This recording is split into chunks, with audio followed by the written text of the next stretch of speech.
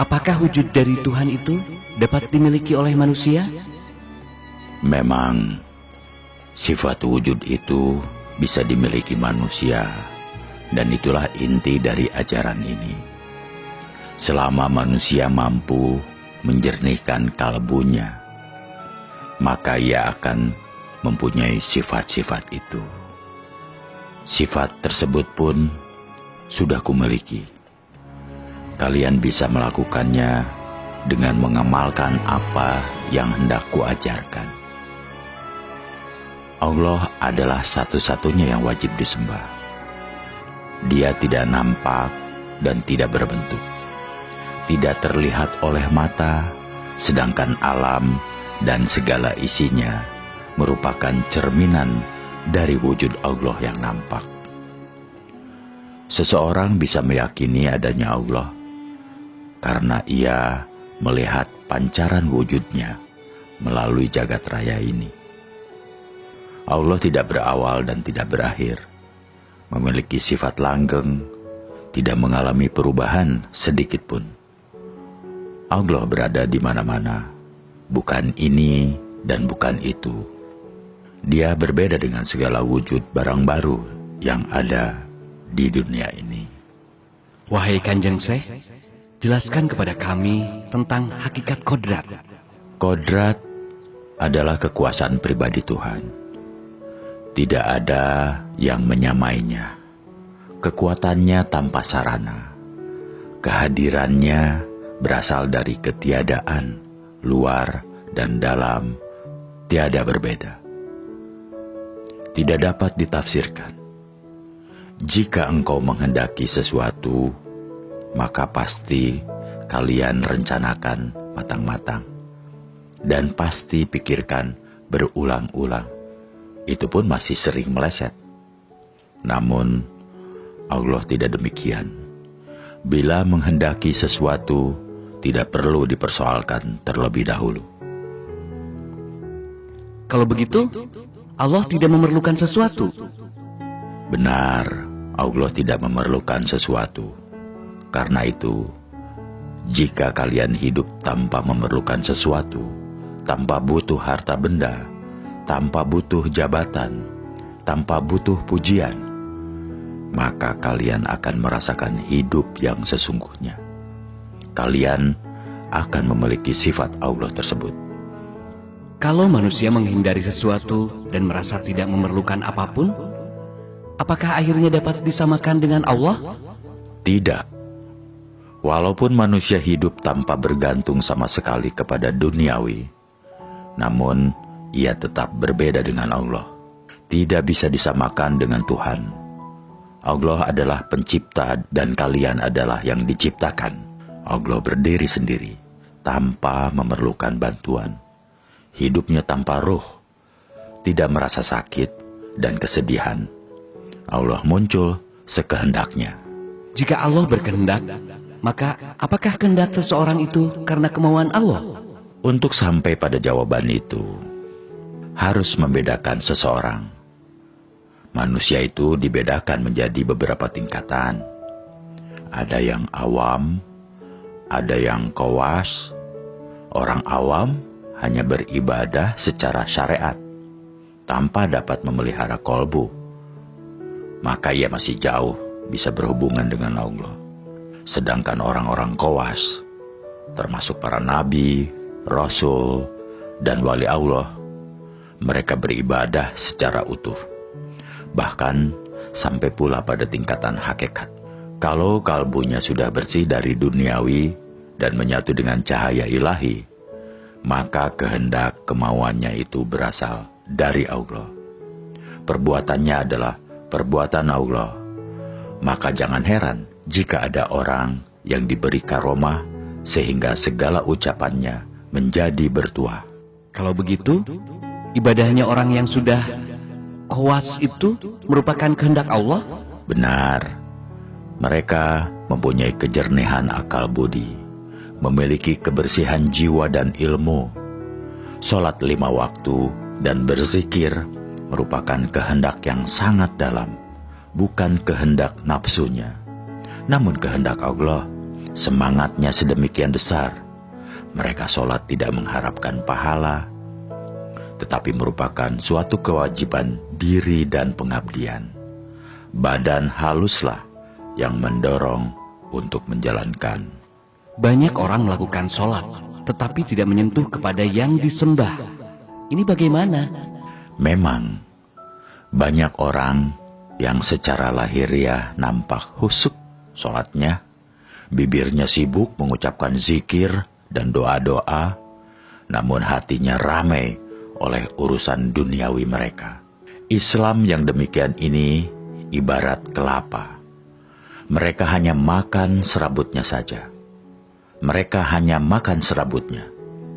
Padahal yang paling nikmat adalah buah atau daging kelapa dan air kelapanya.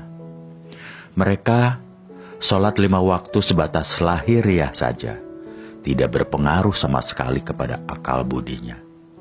Padahal sholat itu diharapkan dapat mencegah keji dan munkar, namun mereka tidak mampu melakukannya dalam kehidupan sehari-hari. Kalaupun hakikat sholatnya itu membekas pada budinya, itu pun hanya sedikit.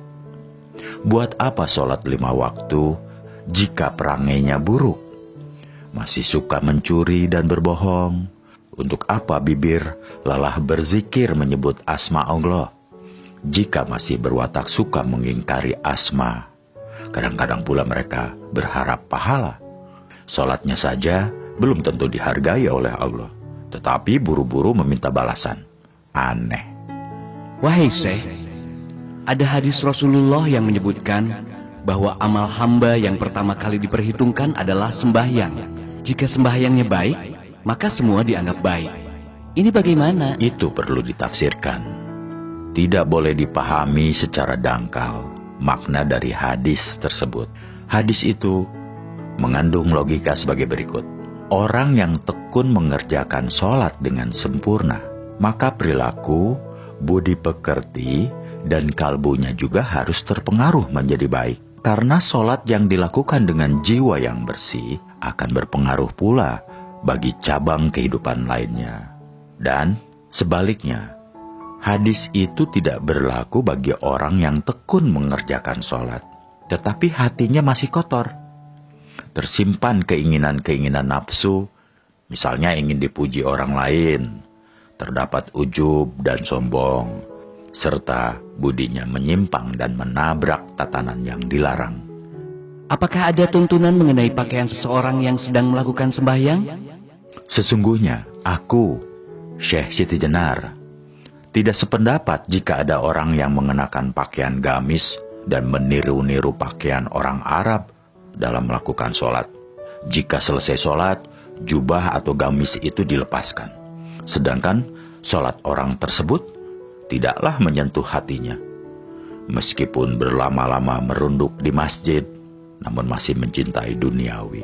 Sholat yang pakaiannya kedombrangan, merunduk di masjid berlama-lama, sampai lupa anak istri, sedangkan dia masih mencintai duniawi dan mengumbar nafsu manusiawinya. Bahkan dalam kehidupan sehari-hari, ia seringkali menyusahkan orang lain. Maka orang yang demikian itu tidak terpengaruh oleh sholat yang dilakukan. Biasanya tipe orang seperti itu sibuk menghitung pahala. Dia sangat keliru dan bodoh. Pahala yang masih jauh tetapi diperhitungkan. Sungguh, sedikit pun tidak akan dapat dicapainya. Zat yang luhur dan sejati itu sesungguhnya siapa, wahai Syekh? Gusti Allah adalah zat yang tinggi dan terhormat. Ia memiliki 20 sifat. Semua timbul atas kehendaknya. Ia mampu mencurahkan ilmu kebesaran, kesampurnaan, kebaikan, keramahan, kekebalan dalam segala bentuk, memerintah umat, dapat muncul di segala tempat, dan sakti sekali. Aku, Syekh Siti Jenar, merasa wajib dan menuruti kehendaknya, sebagaimana ajaran Jabariyah, dengan sesungguhnya dan konsekuen. Selalu kuat cita-citanya, kokoh tidak tergoyahkan terhadap sesuatu yang tidak suci, berpegang teguh kepadanya selama hidup, tidak akan menyembah terhadap ciptaannya, baik dalam wujud maupun dalam pengertian. Mengapa Kanjeng Syekh dianggap oleh para wali sebagai wali murtad? Karena ajaranku tidak mudah dipahami orang awam. Bagaimana ajaran Kanjeng Syekh yang dianggap sesat? Aku adalah penjelmaan dari zat luhur yang memiliki semangat, sakti, dan kekal akan kematian. Dengan hilangnya dunia, Gusti Allah telah memberi kekuasaan kepadaku, dapat manunggal dengannya, dapat langgeng, mengembara melebihi kecepatan peluru. Bukannya akal, bukannya nyawa, bukan penghidupan yang tanpa penjelasan dari mana asalnya dan kemana tujuannya. Apa hubungannya antara Kanjeng Syekh Siti Jenar dengan Allah yang kau sebut sebagai zat sejati? Zat yang sejati menguasai wujud penampilanku karena kehendaknya. Maka wajarlah jika aku tidak mendapat kesulitan. Aku bisa berkelana kemana-mana, tidak merasa haus dan lelah, tanpa sakit dan lapar, karena ilmu kelepasan diri tanpa suatu daya kekuatan. Semua itu disebabkan jiwaku tiada bandingannya. Secara lahiriah memang tidak berbuat sesuatu, tetapi tiba-tiba sudah berada di tempat lain. Gusti Kang Murbeng dumadi, Allah yang kuikuti, kutaati siang malam, yang kuturut segala perintahnya, tiada menyembah Tuhan lain, kecuali setia terhadap suara hati nuraniku, Allah Maha Suci. Wahai Syekh, jelaskan apa yang dimaksud bahwa Allah itu Maha Suci? Allah Maha Suci itu hanyalah sebatas istilah saja, merupakan nama saja. Sebenarnya hal itu dapat disamakan dengan bentuk penampilanku. Jika kalian melihatku, maka nampak dari luar sebagai warangka, sebagai kerangka. Sedangkan di dalamnya adalah kerisnya, intinya yang agung, yang tidak ada bedanya dengan kerangka. Tuhan itu wujud yang tidak dapat dilihat dengan mata, tetapi dilambangkan seperti bintang yang bersinar cemerlang. Sifat-sifatnya berwujud, samar-samar bisa dilihat, warnanya indah sekali seperti cahaya. Di manakah Tuhan berada? Kami membayangkan Dia ada di langit ketujuh dan bersemayam di atas singgasana layaknya raja. Itu salah besar, itu kebodohan. Sesungguhnya Tuhan tidak berada di langit ketujuh dan tidak bertahta di singgasana atau arsi atau kursi. Bila kalian membayangkan demikian, maka hati kalian sudah musyrik, berdosa besar, karena kalian menyamai Dia dengan raja atau dengan penguasa. Kami jadi bingung, Kanjeng Syekh. Lantas, Tuhan itu ada di mana? Kalau kalian bertanya demikian, maka jawabnya mudah. Gusti Allah itu tidak kemana-mana, tetapi ada di mana-mana. Kami semakin tak mengerti. Bisakah Kanjeng Syekh memberikan penjelasan yang lebih gamblang? Gusti Allah itu berada pada zat yang tempatnya tidak jauh.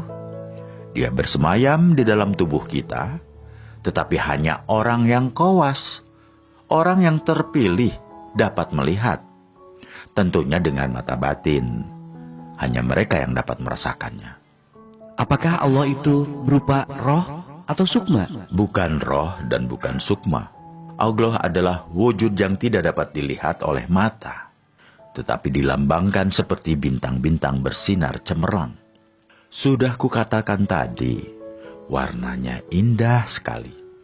Ia memiliki 20 sifat, seperti sifat ada, tidak berawal, tidak berakhir, berbeda dengan barang-barang yang baru, hidup sendiri, tidak memerlukan bantuan dari sesuatu, berkuasa, berkehendak, mendengar, melihat, berilmu, hidup, dan berbicara. Sifat Gusti Allah yang 20 itu terkumpul menjadi satu wujud mutlak yang disebut dengan zat. Sifat 20 itu juga menjelma pada diriku. Karena itu aku yakin tidak akan mengalami sakit dan sehat.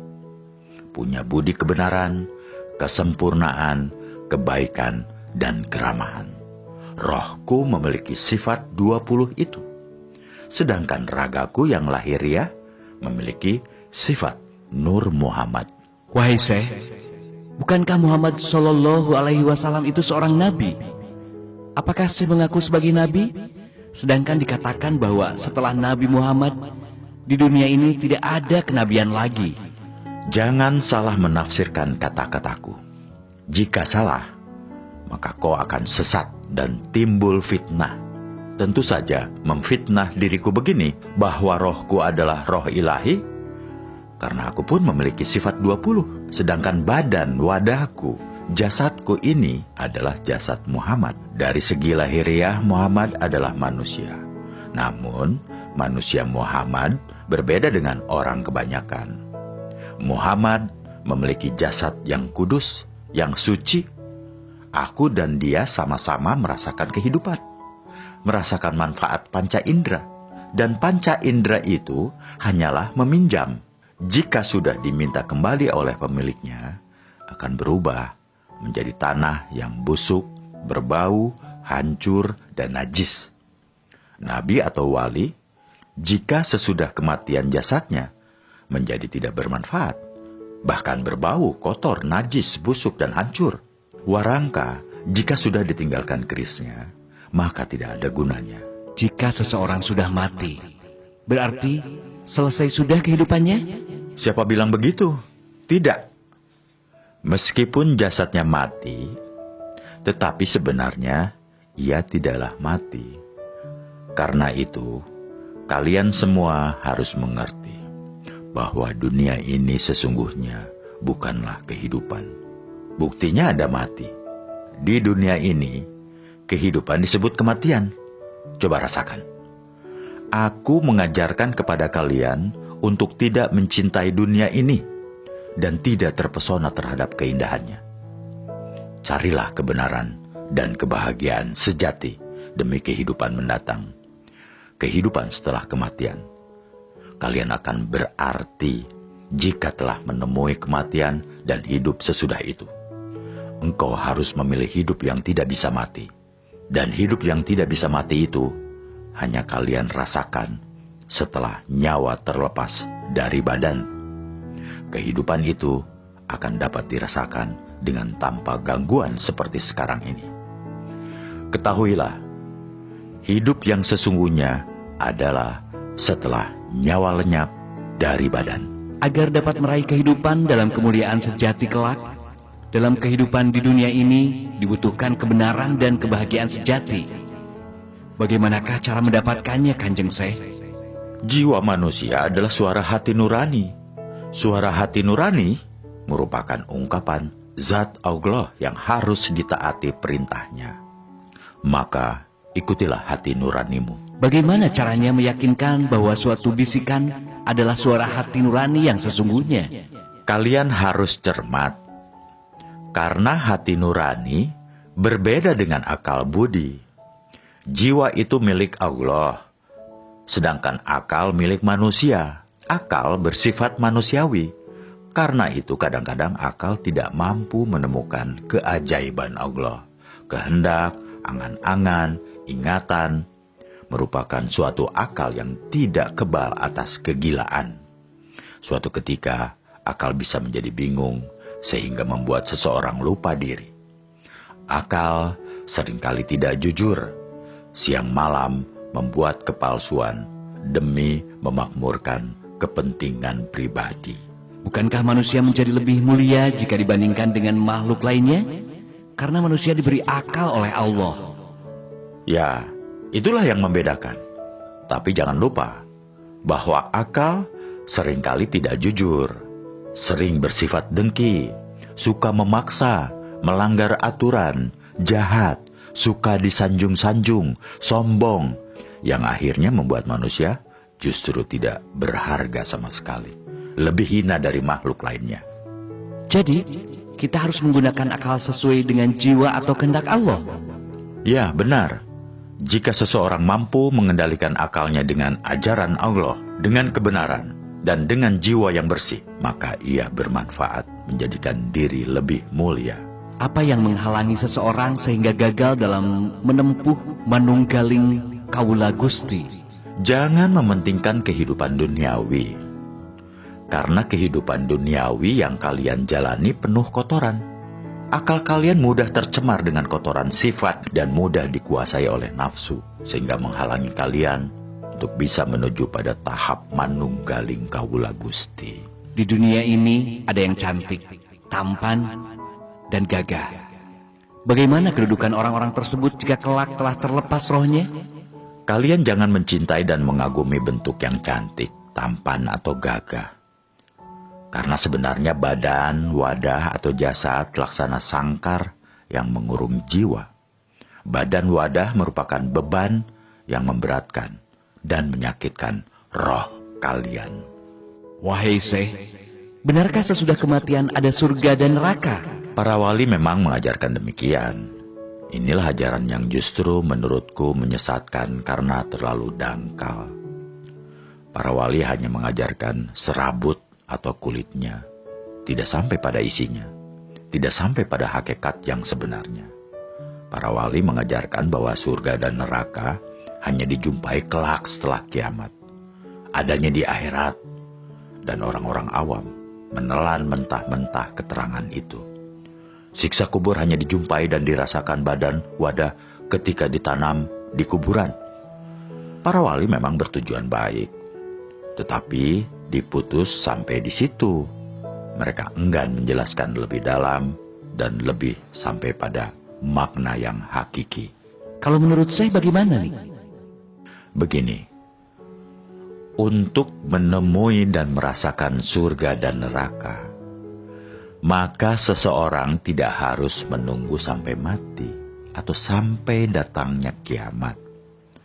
Di dunia ini saja kita sudah dapat merasakan surga dan siksa neraka. Karena sesungguhnya surga dan neraka itu berada di dalam jiwa kalian. Berada di dalam jiwa setiap manusia yang bernafas. Jika jiwa manusia telah bersih dari gangguan hawa nafsu dan dapat menyatu dengan Gusti Allah, maka di dunia ini ia akan merasakan suatu kenikmatan surga. Jika budi kalian misalnya menolong orang lemah, lalu hati menjadi ikhlas dan puas, maka itulah yang disebut surga. Sedangkan neraka, perwujudannya adalah jika hawa nafsu telah menguasai diri seseorang, kemudian jiwanya meronta dan merasa bersalah, maka dia tentu tersiksa.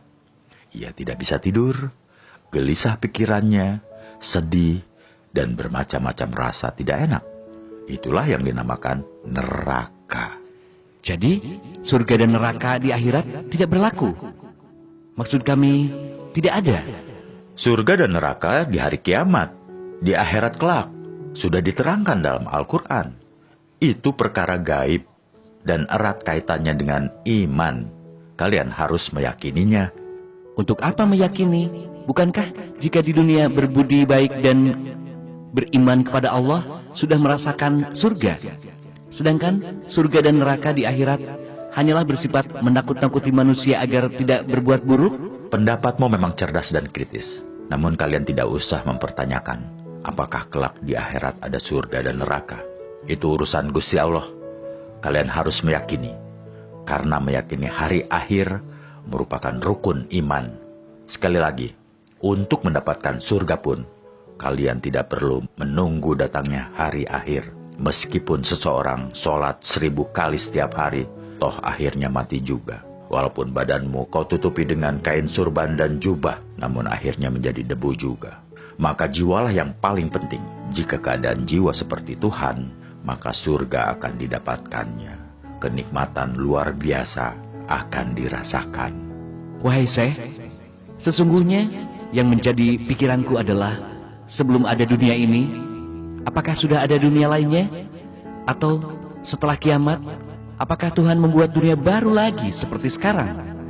Sebelum dunia ada, apakah ada dunia lain? itu hanya Allah yang tahu. Tetapi sekarang kita berada di dunia ini, menempati ruang dan waktu. Dunia ini asalnya adalah baru, kemudian mengalami kerusakan, dan kelak akhirnya menjadi hancur, lenyap, tidak berharga. Setelah kiamat, apakah Tuhan membuat dunia baru untuk kedua kalinya? Tidak. Wahai Syekh, kalau begitu, dunia erat kaitannya dengan raga kita, sedangkan jiwa erat kaitannya dengan alam akhirat. Benar. Dunia itu erat kaitannya dengan raga. Raga mempunyai sifat seperti alam semesta, yang semula baru kemudian rusak. Sedangkan jiwa tidak akan mengenal kerusakan, karena jiwa merupakan penjelmaan zat Allah. Ketahuilah bahwa raga adalah barang pinjaman yang suatu saat akan diminta oleh pemiliknya. Ketahuilah, wahai murid-muridku, raga ini sesungguhnya sangkar yang membelenggu dan menyulitkan jiwa. Agar jiwa menjadi bebas, maka suatu saat kelak kalian akan kuajari bagaimana cara melepas jiwa dari raga.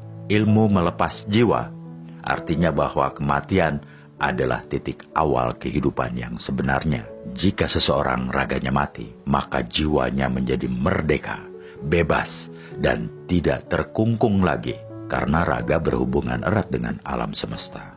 Sedangkan jiwa berhubungan erat dengan zat Tuhan. Selamanya jiwa tidak akan bisa mati atau rusak. Apakah yang dimaksud jalan kehidupan, wahai Syekh? Jalan kehidupan adalah jalan menuju kepada hidup yang sebenar-benarnya. Setelah engkau mengalami kematian, jika seorang bayi lahir, maka bukanlah awal kehidupan, namun merupakan awal kehidupan palsu, seperti yang kalian rasakan saat ini. Inilah yang sesungguhnya kematian sejati. Jika demikian, badan ini tidak bisa merasakan kehidupan yang sebenar-benarnya. Ya, tidak bisa. Kehidupan sejati tidak dapat dirasakan oleh raga. Karena jika raga mati, akan tetap dapat dirasakan oleh jiwa, membusuk menjadi tanah. Bagaimana jika sekarang ini seseorang berbuat dosa? Apakah jiwanya ikut bertanggung jawab, sedangkan yang melakukan dosanya adalah raga? Tetap ikut bertanggung jawab. Karena jiwa yang menyatu ke dalam raga tidak bisa mencegah hawa nafsunya, serta akal yang suka berbuat buruk. Maaf, saya belum paham, Syekh. Ketahuilah, setiap orang yang lahir di dunia ini, maka jiwanya menyatu dengan akal. Selain akal dalam diri manusia, juga ada hawa nafsu. Ketika seseorang berbuat buruk, berarti raganya didorong dan dipengaruhi oleh hawa nafsu dan akalnya. Akal dan nafsu memang suka berbuat buruk. Apabila jiwa mencegah melalui hati nurani, maka raga tidak akan berbuat buruk. Akan tetapi, jika jiwa membiarkannya, maka raga tetap melakukannya. Karena itu, bagaimanapun juga, jiwalah yang akan mempertanggungjawabkan perbuatan baik dan buruk raganya. Tadi Syekh mengatakan jiwa adalah penjelmaan zat Tuhan. Mengapa kadang-kadang jiwa mau mencegah dan kadang membiarkannya? Perlu kalian ingat bahwa di dalam raga ini terdapat nafsu-nafsu. Jika nafsu kuat menguasai, maka jiwa menjadi terbelenggu. Karena itulah mengapa aku katakan bahwa kehidupan sekarang ini adalah kematian. Sedangkan setelah ajal merupakan awal kehidupan. Sesudah kematian, maka seseorang akan mencapai kebebasan jiwanya. Ajaran Syekh Siti Jenar memang agak beda dengan ajaran para wali songo. Siti Jenar mengajarkan bahwa Tuhan adalah zat yang mendasari adanya manusia, hewan, tumbuhan, dan segala yang ada.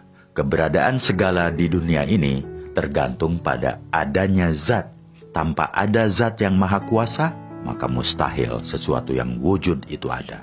Ajaran ini tidak pernah disampaikan oleh para wali songo. Mereka menyadari bahwa umatnya masih terlalu awam terhadap Islam, sehingga memberi materi yang ringan dan praktis saja.